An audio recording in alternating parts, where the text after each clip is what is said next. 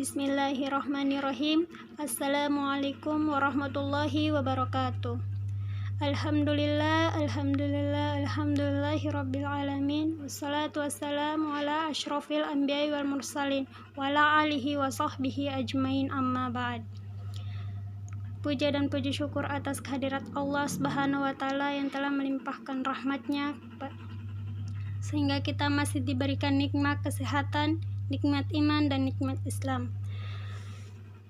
Salawat serta salam tak lupa kita kirimkan kepada junjungan Nabi besar Muhammad sallallahu alaihi wasallam.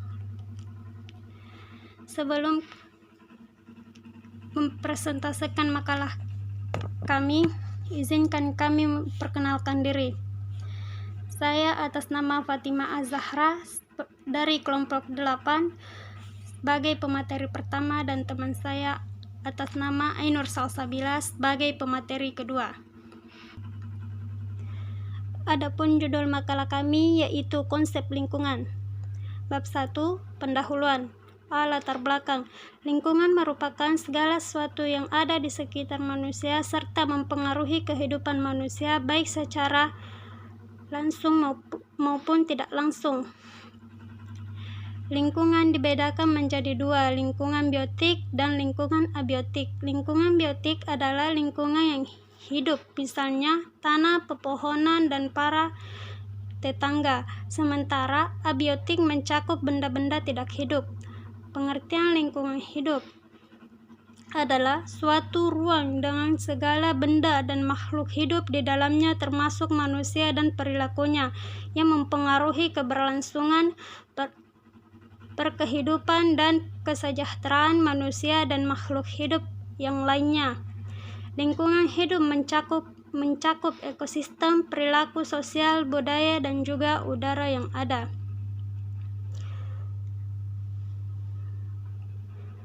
Pada dasarnya, substansi lingkungan hidup merambah banyak objek kajian ilmu, antara lain polusi, pembangunan limbah, kerusakan lingkungan akibat pertambangan, kerusakan hutan, pembakaran hutan, pencemaran lingkungan, dan lingkungan yang mempengaruhi kehidupan manusia.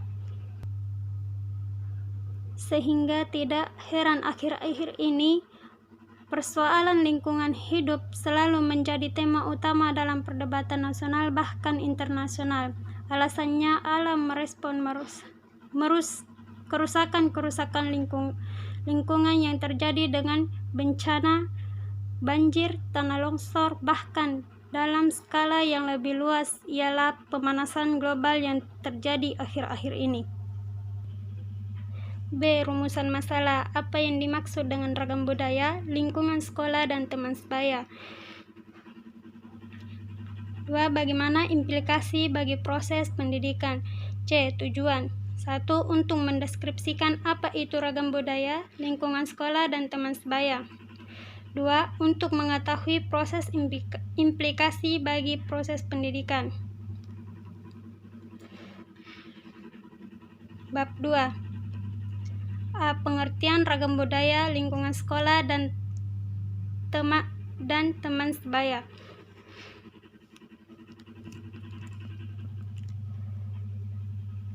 Ragam budaya adalah salah satu cabang ilmu psikologi yang mempelajari bagaimana sebuah kebudayaan merefleksikan dalam bentuk proses psikologi dari masyarakat yang menganut kebudayaan tersebut.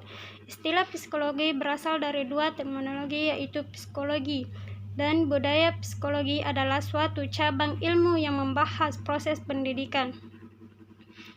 2. Lingkungan sekolah. Lingkungan berasal dari kata lingkung yang berarti sekeliling, sekitar, seluruh, suatu lingkaran daerah, dan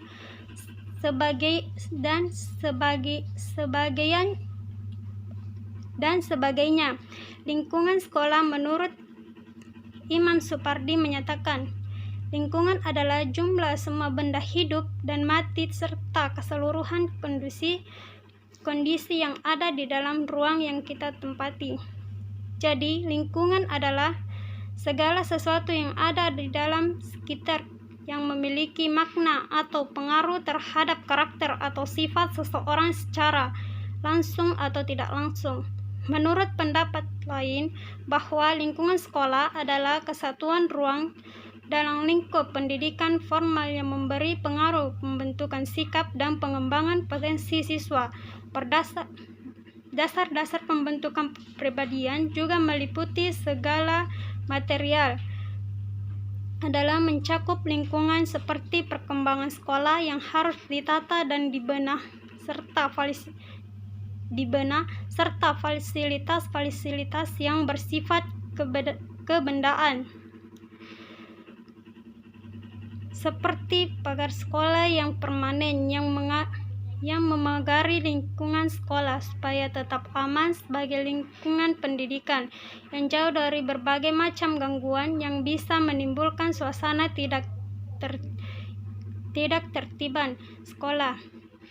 Fasilitas tempat praktek sekolah yang membuat rasa aman dan nyaman mereka menyimpan kendaraan maupun pengembangan ruang belajar yang representatif dengan menambah ruang belajar dan memperindah ruang belajar dan penataan pekarangan sekolah dari kebersihan dan keindahan dan lain sebagainya.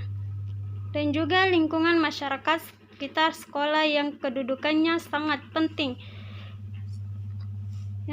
penting sekali bagi dunia pendidikan atau sekolah, karena satu sama lain saling berhubungan dan saling membutuhkan. Secara umum, hubungan sekolah dan masyarakat memiliki tujuan yang hendak dicapai, yakni peningkatan mutu pendidikan, sehingga pada gilirannya masyarakat akan merasa dampak langsung dari kemajuan sekolah tersebut. Demikian pula sebaliknya, dari lingkungan yang kurang bagus, kurang mendukung, akan berakibat atau berpengaruh buruk terhadap perkembangan siswa dan sekolah.